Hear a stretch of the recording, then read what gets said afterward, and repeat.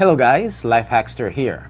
Well, some of you have known already about the issue I brought up about a week ago regarding Ring's recording resolution that is saved in their cloud. While I was doing the part 1 review of the Ring Smart Lighting, which by the way I will link in the description down below, I was viewing footage from 2 of my cameras in my computer, where I set it via the linked feature of the app, in which these 2 cameras started recording when the Ring's motion detector got triggered. This is the feature that I like more than the lights themselves, because now you'll be able to trigger a Ring camera or cameras to start recording or turn on its lights when the motion sensor of the Ring lights are triggered. When I was viewing the footage on my computer, I noticed that the video is playing in a bordered window and not the usual almost full-size window that I normally get. By the way, Ring makes it cumbersome to download videos to your computer from their website. When you browse the recordings, you can check and play the footage, but when you click the download button, it will prompt the hang tight while we are preparing the download message, and it will take you to a page of the video by itself where you need to download it again. This is fine, but when you're downloading several videos from the past few days, when you click the back button, which is the only way to get back to the recordings page, it will go back to the latest recordings of all your cameras. Then you need to go back to the whole process of searching for the footage, like selecting the camera and scrolling down to the day and time of the clip that you want to download. I think this started when Ring added their timestamp on their videos. Hopefully they can make this a bit user-friendly in the near future. Anyways, I decided to check the settings of the video that I downloaded and realized that the footage only recorded with 848 by 480 pixel resolution and not the advertised 1080p. I checked the other footage, which is from my Ring stick-up cam battery, and it is in 720p. I thought at first that it is because of the linking of the cameras and because both of them are recording at the same time, but when I check my floodlight cam footage, I have recordings that are in 720p also. So I checked the rest of my cameras, and the recordings are indeed, all of them have occasional footage that were recorded in 720p. So I decided to put a post in the community tab in my channel, which a lot of you have stated that you also have recordings that are not in 1080p. By the way, to check the resolution of your footage, just download a clip from your Ring cameras, either in your computer or your phone.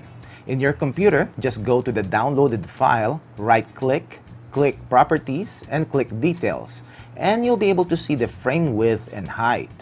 As to your phone, which is the iPhone in my case, it is a bit harder to check without downloading a third-party app. But you can search in the App Store for EXIF apps, which basically will show the information of your videos and photos.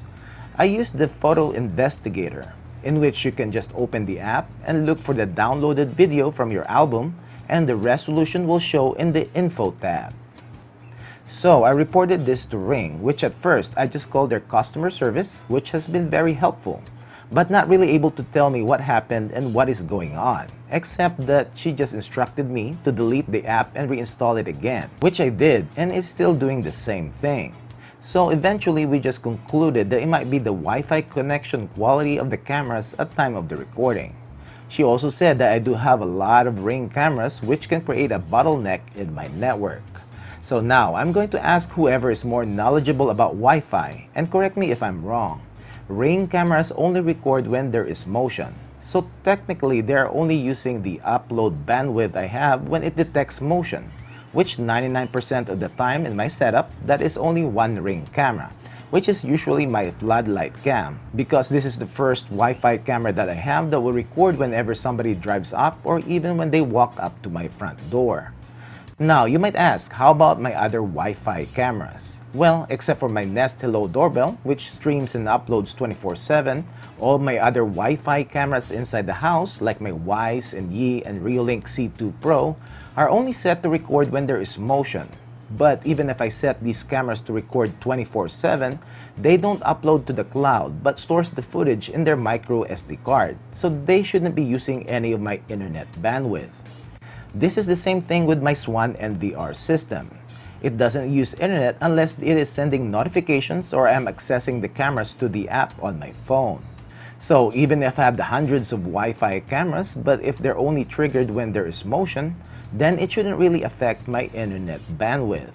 I also emailed 2 of my contact persons with Ring to investigate, and this is their response, which I will read. The 1080p video being reduced to 720p is due to adaptive bitrate streaming. We use adaptive bitrate streaming, which provides the best video quality possible regardless of the connection, software, or device. Our server sends the highest quality stream possible for each device depending on the connection speed, and this helps to ensure that there are no buffering or streaming interruptions. As your signal strength increases, the stream dynamically adjusts to deliver a higher resolution. So if there are ever any connectivity issues, adaptive bitrate streaming will lower the resolution to the highest possible resolution to allow for uninterrupted streaming. So Ring uses this feature, which kinda makes sense if you're actively streaming the live or recorded video in a specific device, like in your phone, and it will pick the best resolution depending on your internet speed at that time.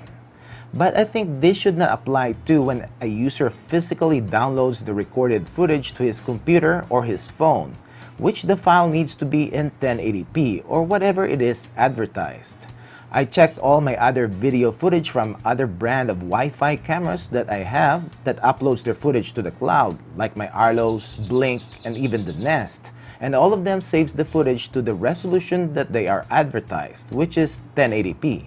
Except for Nest, which is 1600 by 1200. Some might ask if it might be my internet speed, which I don't deny. I don't have the best internet speed, but I don't have the slowest either. Wirelessly, I'm getting 10 to 12 download and 6 megabits per second upload speed on my cameras, which should be sufficient. Ring's requirement is only 2 megabits per second upload speed. I will, however, redo my Wi-Fi in the next few weeks just to keep up with the times. I'm still deciding which system to get. My only issue is that I have AT&T Uverse, which I will need to put whatever router I get to bridge mode or as an access point. So I'll keep researching. Ring is suggesting Eero, but I'm also looking at Ubiquiti. If you have AT&T Uverse, let me know in the comments below what is your setup. So I'm really not sure this adaptive bitrate streaming is a good thing, but I think it is better than choppy, freezing, and buffering footage. What do you think, guys? Any questions? Comment down below. Thanks for watching, and I hope you liked this video. Don't forget to give it a thumbs up and subscribe to my channel if you haven't done it yet. Click that little bell icon so as to get notified when I upload update videos like this video, product reviews, comparison videos, and long-term reviews. Thank you.